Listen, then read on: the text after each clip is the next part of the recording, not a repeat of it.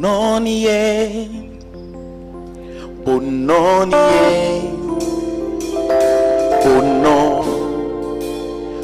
one else but you.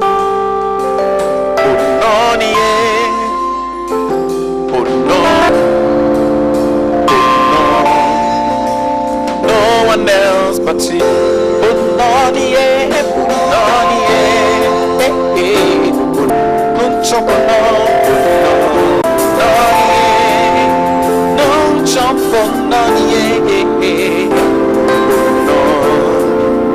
No one else but you. Everybody could love someone like you.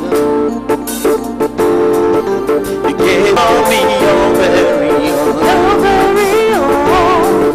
So grateful for your love, your mercy and grace.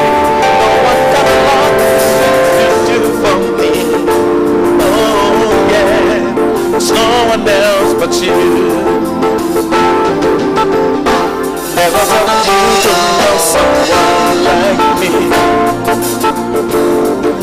You gave up your love, very so grateful for your love, your mercy and grace. No one got a lot of things to do for me. Oh God, there's no one else but you.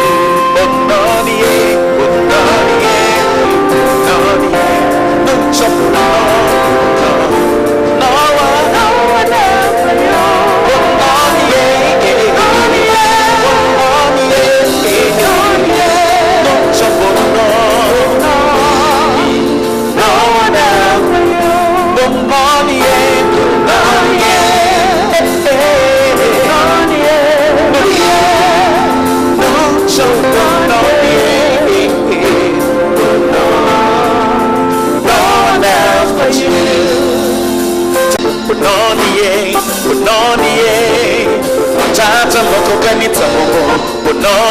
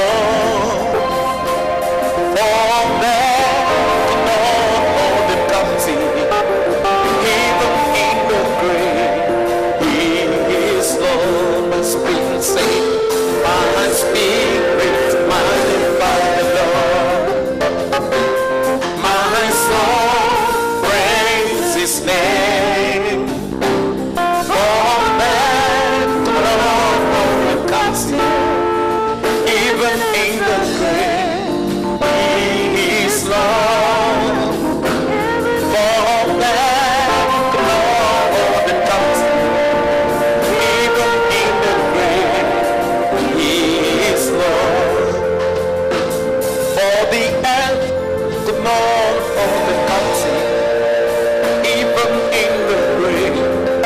Jesus is Lord. For the earth could not hold the captive, even in the grave. Jesus is Lord.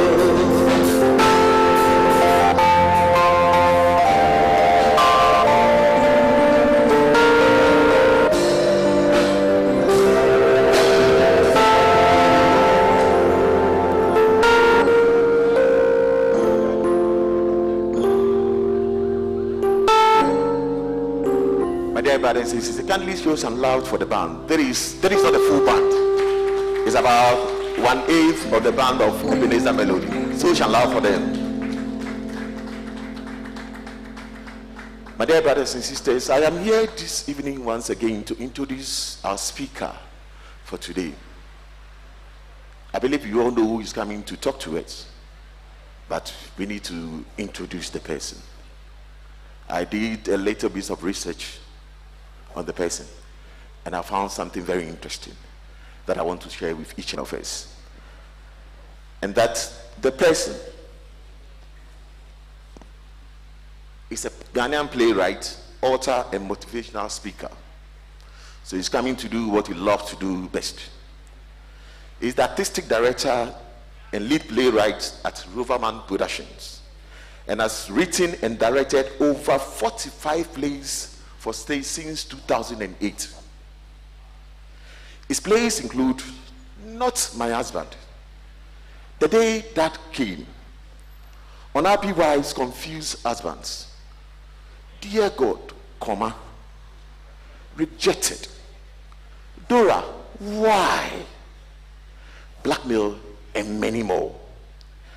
He is the author of the monthly Roverman Report, an inspirational magazine, and has 2 novels to his credit, The Deal and The Perfect Couple. He is acclaimed as Ghana's most successful playwright, and also as the one who has revived the theater after its long dormancy.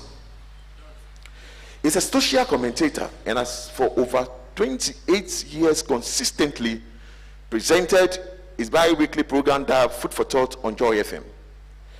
He also hosts a once-a-week live Facebook session on relationship, Anchor. Ladies and gentlemen, one thing that I love about this gentleman is also that he went to a school very close to this venue. He went to Usuprisek. He also went to the only University of Ghana. The only University of Ghana. And when he was at the University of Ghana, he once lived on the hill, the city. Ladies and gentlemen, shall we invite James Ebu Whyte, everybody's Uncle Ebu.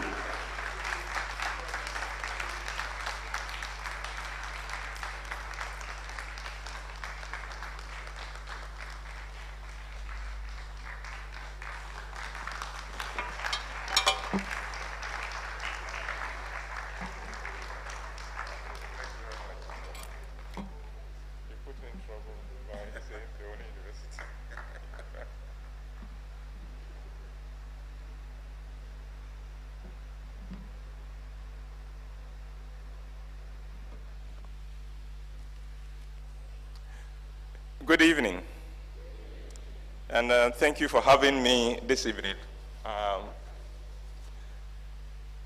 Full disclosure, I am here because I'm here for 3 reasons.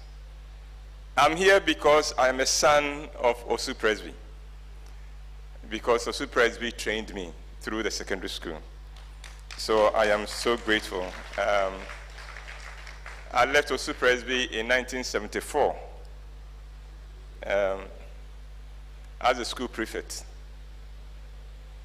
So I owe a lot to Osu Presby. But I'm here for a second reason. I'm here because Osu Presby is also my landlord. I operate from a facility owned by Osu Presby. So when the invitation came, in my office, I don't do anything on Valentine's Day.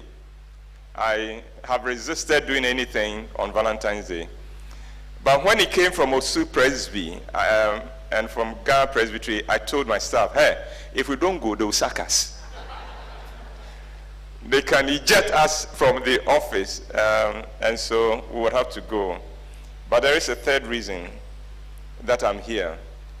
I have a number of friends here, a number of relationships, a lot of the pastors here, the ministers of the gospel here, I've had dealings with, from the chairman, the synod, the clerk, and then to all of them. And I'm happy to be here to serve. It's a privilege to be here to serve.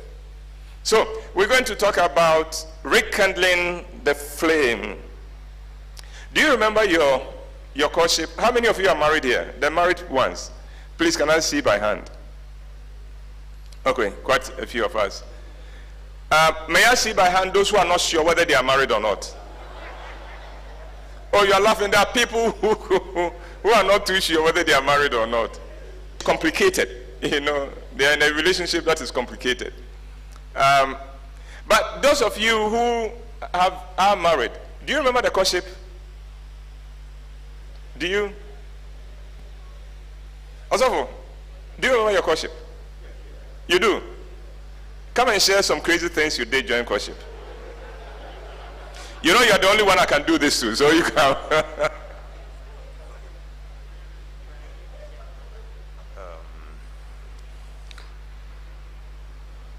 I'm looking at my chairperson's face. Right there. Yes, I could recall when we were courting. Yes. I was at La. Okay. And she was at Kolegono. And I don't care, I mean, the time of the evening, not the day, okay, that I can be there. Not minding whether I will get omnibus. That time we had the omnibus. Yes. The last one is 36. Yes. Whether I could get omnibus 36 to La or not. But the whole thing is to be with her. And sometimes we are there, and before I realize, the bus or the bus has passed. Go on. But I will manage to get home. I will still find my way there again. It happened a number of times. Yes. So these are real critical moments that we will collect. Yes. Wanting to be with the person, irrespective of the difficulties, the challenges.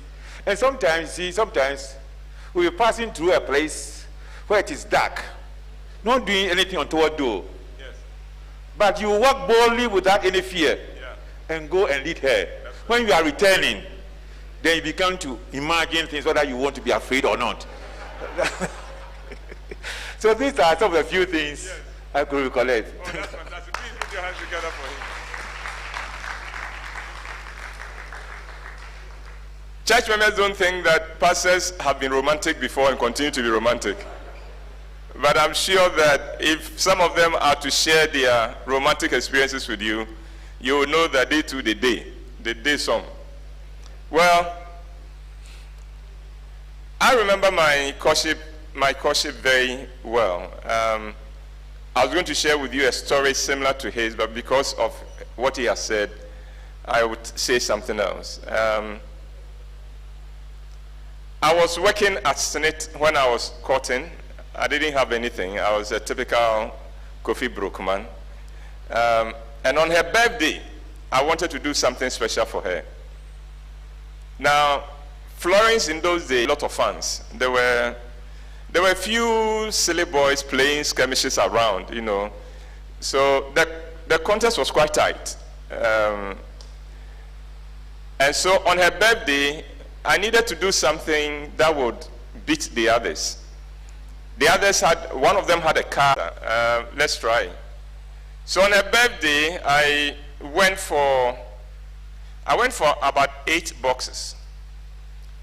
Each of them bigger than the other. So what I did was that I took A4 sheets and cut it into 8. And then made a booklet of about 32 pages. And then I wrote, "Dear Florence," that's page 1. Page 2, "I dot, dot, dot, dot, dot, page 3, dot, dot, dot, dot.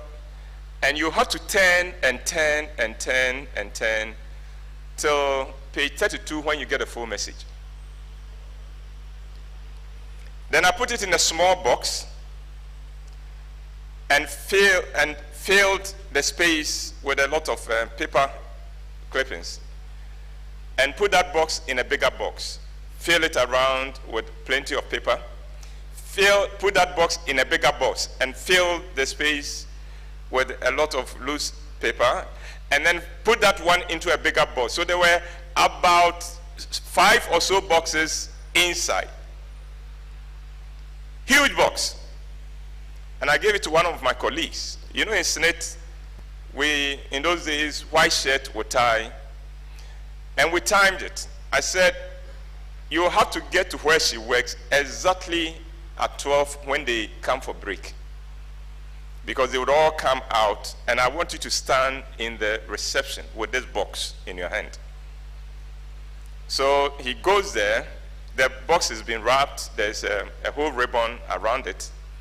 And as people come out for the break and they going out, they see this gentleman with a huge box.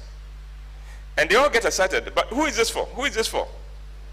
And so it's for Florence. So they get more excited, and somebody rushes inside to call her to come to pick her parcel. So she comes. And she knows the young man, because that was one of my closest friends. So as soon as he sees Frank, his name is Frank, she bursts into laughter and said, well, James says I should bring you this. So she takes it. And now her colleagues will not give her peace. Open it. Open it now, because they are eager to see what is inside this huge box. So under pressure, people produce all kinds of things. Somebody produces a cutting knife and things like that. Open it. Open it. So she opens the first box, and of course plenty of paper around it. Paper chippings.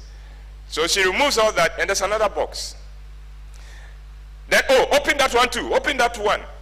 And they keep going. And as they open each box, the excitement levels go higher and higher and higher and higher until they come to the small box. They open it, and there's that booklet.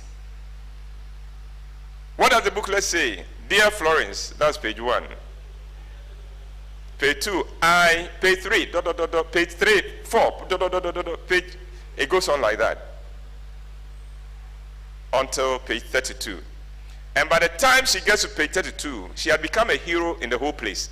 Everybody is talking about it. Everybody is screaming about it. And she's excited, and she calls me and says, you are a crazy man.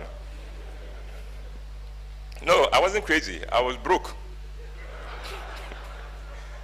I was broke and fighting for love. I was in love. You remember what also from the lady who told us why we are here? He said, my love, my life. I was fighting for my life against all those rich people. So all of us have similar stories. You were laughing, but I believe that everyone here did something crazy during your courtship.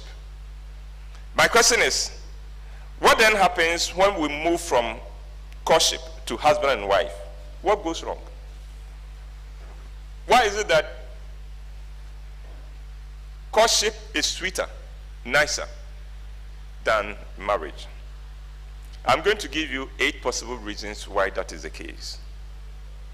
And then after that, I'll move on to how we can turn it around and try to reclaim the excitement and the joy we had when we first fell in love.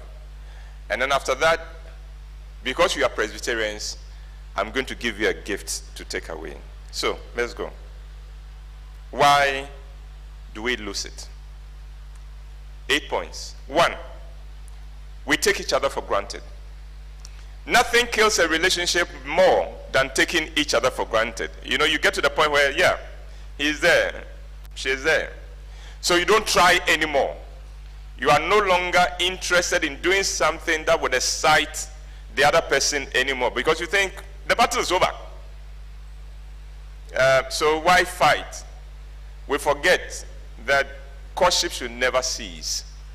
Wooing the woman in your life should never cease. Delighting the man in your life should never cease. Number 2, we stop being our best selves. Oh, courtship, we are our best selves. Even our voices change. Oh, hello, oh my dear. We are our best selves. Even when we are angry, we try not to be angry. We get in touch with our best selves. We are more interested. That is when, you remember the mind the gutter, and then opening the doors for her and things like that. Happy birthday. On your birthday, on his birthday, you spend time thinking about, what am I going to do to delight this person in my life? You're trying to be your best self. We stop being that. We stop being our best selves. We become our ordinary self. And our ordinary self is not good enough in a love relationship. We'll talk about that when I talk about how to turn it around. Number 3, we stop making the relationship about the other person, not about ourselves. We stop that. In courtship, it's all about the other person. When Osofo was talking, he would go all the way there, not thinking of his own comfort and how he will get back. All he knows is that she will be happy that I have come to visit her. And that is all he lived for. And so, even if he had to walk back home, which I'm sure he did a few times, he doesn't want to say it. He said somehow he manages to get home. No, he did AD11 to get back home. It was all about her. It was all about her. That is one of the reasons why courtship gets exciting. But when we stop that, and now suddenly it's about me. He doesn't make me happy. He doesn't understand me. She doesn't make me happy. She doesn't understand me. As soon as that comes in, the relationship is on the way down. Number 4, we begin to criticize and judge each other instead of loving each other. You know, if you are criticizing me and finding faults with me, you are not loving me. You can't do both at the same time. So you are either my judge or you're my lover. You can't do both. So as soon as you get to the point where now you're beginning to criticize, you begin to find fault, you must know you've moved away from love. And we do that when the relationship stabilizes. Number 5, we begin to compare our beloved with others, especially those with history, those who are veterans of many world wars. Then they begin to compare. She doesn't talk to me like the other one used to. She doesn't, even her food is not as nice as the other person's food, and things like that. And it goes on and on. That comparison is one of the most unfair things to do, because human beings are very different. Number 6, we try to change the other person. Listen, when you are in love with somebody, when you are in a relationship with somebody, your role is not to change that person. You can't change that person. The time to change the person is before you get into the relationship. But once you get into a relationship, you've lost that right. And yet, we continue to try to do that. And when you try to change somebody in a relationship, it translates itself to the other person's mind as rejection. And the person will get defensive. And you won't get anywhere. No, don't try to change the person. Indeed, what you should do is to change yourself. And then the other person, leave the other person to decide whether you are worth he or she changing for you. Number 7, we now begin to build a case against each other. We build a case against each other. You see, he didn't remember my birthday. You see. So we get a witness. You see, he didn't call me on my birthday. So when the issue comes up, he said, ask Ajua. I even told Ajua that day that he didn't call me. We are building a case. At that point, we are hoping to catch you doing the wrong thing instead of catching you doing the right thing. And you know, in life, whatever you want to see, you will see. So if you want to see faults, you will see faults. Number 8, we allow fear and the past, our past, to dictate our reactions. We allow fear and the experiences we've had in the past to dictate our reactions. In fact, there are people who are paying for the sins of a previous of somebody's ex. You don't even know that ex, but you are paying the price. So anytime you do something, then the person reacts not because of what you have done, because it reminds her. And that's what, when my ex was going to leave me, he stopped calling me. You said you would call yesterday, you didn't call, so it means you are planning to leave me. We react in fear. We react based on our past experiences. And listen, I said react. I didn't talk about we act, because there's a difference between the two. We are measured in our actions. Our actions we control. We think about it and decide, this is what I'm going to do. Our reactions are often instinctive. We don't plan it. And so the reactions always come from your default settings, not your programmed settings. It's your default settings. And so reactions are often raw, and they can do a lot of damage. Okay, so now let's look at how to reverse that, the 8 things we've talked about, and then how to rekindle the flame. I'm going to give you 14 points because today is 14th. So you remember that it's on the 14th. Number 1, make up your mind that loving the other person is your ministry for God. So love your partner. See loving your partner as loving God. So if you are married, you must understand your first ministry is showing love to your partner. A lot of us are known to be good people in church. Everybody around us know us to be patient and to be very gentle, except the person who lives with us, except our partners. They cannot give that testimony about us, which is unfortunate. Your partner must see your best self and be able to testify about the kind of wonderful person you are. But unfortunately, it's always outsiders who think the best of us. There's a case I handled, one of the most difficult cases. A case of a lady messing up big time, her husband big time. Now, her husband will come and cry and cry and cry. This is a woman who was so terrible to her husband that the children will go to the father and tell him, "Daddy, please don't mind mother. Please ignore mother for us. Please don't react to mother, because we know what she's doing." Now, one day, he's close. He's going home. And then he sees some people, young people standing at a bus stop. And from their t-shirt, he immediately realized that these are members of our church. So he pulls off and picks them. And on the way, engages them in a conversation and discovers that they were actually going for a marriage seminar for the youth group in the church. Guess who the speaker is? His wife. So, because they were going for the youth program, he begins to share with them that, well, marriage is it takes a lot of patience and things like that, and that things, you've got to learn to swallow a lot in marriage, because there's no perfect marriage. Then one of them says, "Oh, but you should not say that, because you are married to a perfect woman." And he said, "Which woman?" He said, "Oh, we know, mention her name. Now she's a perfect woman. You are fortunate. You are fortunate to be married to her." And said, "Look, no, our marriage is far from that. We have issues in our marriage." The people say, "Oh, then it is your fault. It's your fault. It can't be sister so and so." Their image of sister so and so was such that they couldn't believe that she could be nasty. Unfortunately, there are too many of us who the people closest to us cannot testify about us. They are not that excited about us.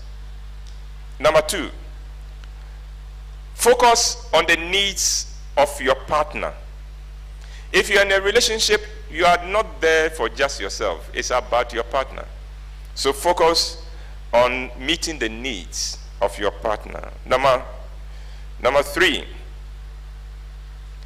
accept your partner for who and what they are. Don't try to change them. Instead, you expand to contain them. Have you realized that the marriages that have lasted, the people who have been married in their to 30, 40 years, when you are with them, you know they can't annoy each other anymore. Have you noticed this? One does something and you are angry. You think, oh, how can he say that? Or how can she do that? And then the other one says, oh, don't mind. Yeah, it's just like that. It's almost as if it doesn't matter. Have you realized this? If you have parents who are older, who have been married, and listen, they've gotten to the point where they don't upset each other anymore. The thing that would annoy you, it doesn't upset them. Why? It's taken them that many years to discover the wisdom that in love, when you are in a love relationship, don't judge each other. Let each other be. You will learn this thing when you marry for 40 years. But guess what? Guess what power it is if you can learn it now, and how much it will serve you now. You don't have to. By 40, you would accept it. Trust me. But I'm saying that accept it now so that the wisdom of that will serve you whilst you are still young and can enjoy each other. Number 4, learn to let go of hurts and misunderstandings. Learn to let go. It's not everything that should be a world war. Some things, let it slide. Let it slide. It isn't everything that should become a Supreme Court case. Some things are not that important. Learn to pick your battles. And don't carry on. That what the Bible says, that don't let the sun go down on your anger. It's a good advice. Oh. It's a good advice. Some of you sitting here haven't spoken to your partner for a week. Why? Because he annoyed you. 1 week. Meanwhile, if he dies today, you will cry, won't you? Do you understand what I'm saying? If right now you get a text that, God forbid, but your beloved is gone, won't you start crying? Would you say, it's gone? Last week, we haven't, we are still fighting into a war. No, that will not be your issue. In fact, at that time, it wouldn't even matter that he offended you or she offended you. Let's not wait for emergency to live by that wisdom. Let's learn to realize that, hey, you are married to a human being. There will be hurts, there will be misunderstandings. Roll with it. It's not a big deal. It's not a big deal. It's not a big deal. Be quick to apologize and slow to take offense. Be quick to apologize. I'm surprised that there are human beings say, you know, you apologize. That's why you did it. That's what you did. And you did the same thing 5 years ago. That day I remember it had rained. You did the same thing. No. When you do that, it becomes difficult for the man to apologize, your partner to apologize. But let's be quick to apologize and slow to take offense. Number 6, don't seek to win. In a relationship, when you are especially in marriage, it's not about winning an argument. Too many of us behave like lawyers in court. We want to win the argument. We want to prove to you that what you did is wrong. You are at fault. No. In a marriage, in a love relationship, there is no winner. Your victory against your partner is a defeat. When your partner loses face, you have lost face. Something has gone wrong in the relationship. So don't seek to win, but be. And don't seek to show your partner. You remember what? Show your partner. I will show him. I will show her. No, that is not the way of love. Instead, seek to show love. Number 7.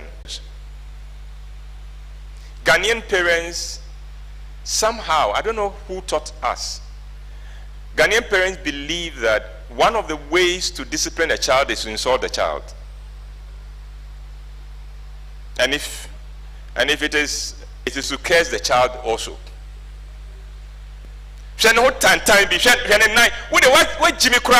This is your mother.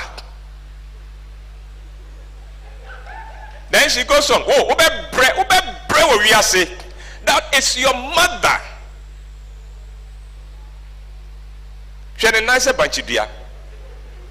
That's your mother.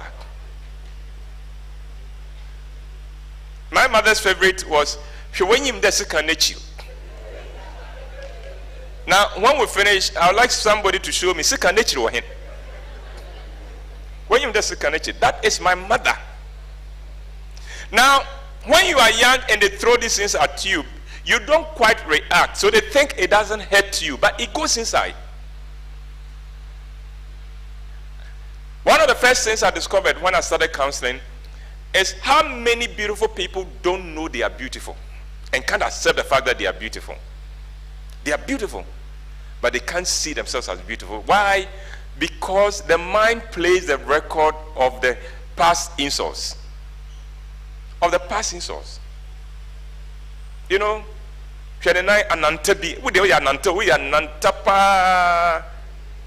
now you've grown. Your body has filled a lot. Your nanta has become swag. Why do you know? A woman with an nanta is sexy. Next time you see a woman with an nanta, look at her well. Has grown and become beautiful, but all she understands is that yesime ya nanta, and because it came from home, from her parents and siblings, you swallow that, and it becomes part of you. And we bring this into a relationship. We bring this into a relationship, and that is why in a relationship, when somebody acts up, you must know that you may not be the cause at all. You may not be the reason. It may be some record of the past playing and haunting this person. So don't take offense. Don't take offense at all. It's not about you. It's about some silly mother she had and what the woman said to her. So, number 8. Let us learn to call forth the best in our partners. Let's call forth the best in our partners. How do you do that? By speaking to the better self of the person. Let me give you an example.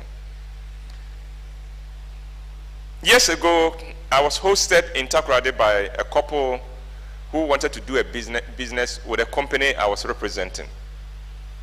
And in the morning, I invited them to my hotel for breakfast. Now, I'd always admired the chemistry between the two of them. They were partners in their business, and they got on quite well. But at that time, I was old enough to know that when you see a beautiful marriage, there's always a history. Beautiful marriages don't happen by heart. They don't happen automatically. Beautiful marriages are beautiful because... And the man said, well,